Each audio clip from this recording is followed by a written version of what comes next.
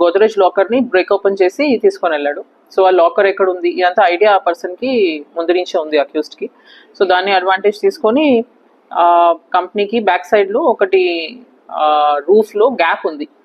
ఆ గ్యాప్లో ఎంటర్ తీసేసుకొని అక్కడ ఉన్న గ్లాస్ డోర్ని పగలగొట్టి he has entered and taken this amount.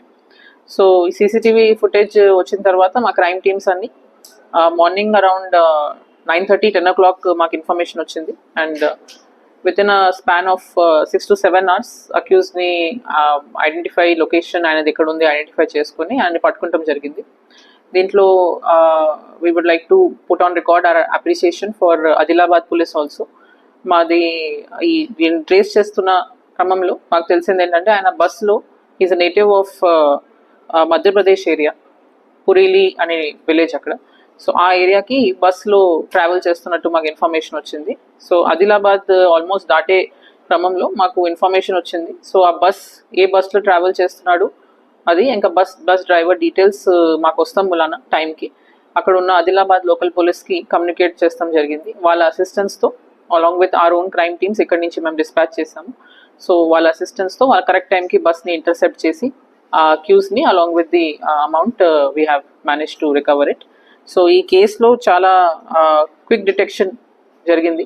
That is primarily because of CCTVs which ఇమీడియట్గా ఐడెంటిఫై చేస్తానికి మాకు హెల్ప్ చేస్తున్నాయి.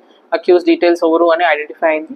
అండ్ దాని తర్వాత ఫర్దర్ ఆ ఏరియాలో ఎక్కడ ఆయన ఏ ఢాబా దగ్గర ఆగాడు, దాని తర్వాత bus driver cooperation, bus travel agencies bus ఏ ట్రావెల్ ఏజెన్సీకి బిలాంగ్ అవుతుంది వాళ్ళ హెల్ప్, వీళ్ళందరూ హెల్ప్ ఉండటం వలన ఇమీడియట్గా వాళ్ళని ఐడెంటిఫై చేసి ఆ బస్సులో ట్రావెల్ చేస్తున్నాడా లేదా అని ఇన్ఫర్మేషన్ వస్తాం వలన ఇమీడియట్గా we were able to arrest him.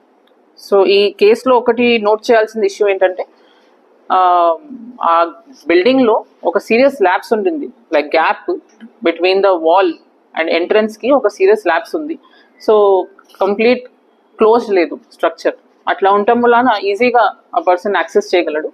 Of course normal ఎవరైనా దొంగ ఉంటే ఆయనకు ఐడియా ఉండకపోవచ్చు, కానీ ప్రీవియస్గా అక్కడ వర్క్ చేశాడు కాబట్టి ఆ గ్యాప్ ఉండటం వలన ఆయనకి తెలుసు ఎట్లా ఈజీగా యాక్సెస్ చేయగలమని. ప్లస్ రీసెంట్గా అక్కడ ఒక వాల్ కూడా పక్కన ప్లాట్లో ఒక వాల్ బ్రేక్ చేస్తాం జరిగింది. ఆ వాల్ ఇరిగిపోతున్న వలన దాన్ని ఒక క్లియర్ కట్ ఒక స్టెప్ హోల్డ్ లాగా క్రియేట్ అయింది ఎక్కడానికి. ఎందుకంటే నార్మల్లీ ఒక 15-16 feet వాల్ స్కేల్ చేయాలంటే ఎవరైనా దొంగ కూడా ఒక నిమిషం ఆలోచిస్తాడు. కానీ అక్కడ పక్కన గోడ అట్లా ఇరిగిపోతాం వలన ఒక క్లియర్ కట్ ఒక స్టెప్ లాగా రెడీ అయ్యి లాడర్ లాగా రెడీ అయ్యి ఆ పర్సన్ దాన్ని స్కేల్ చేసుకుని లోపలికి వెళ్ళాడు. నిన్న కూడా మేము వెళ్ళి ఒకసారి అది సీన్ రీక్రియేషన్ కూడా చేస్తాం జరిగింది ఎట్లా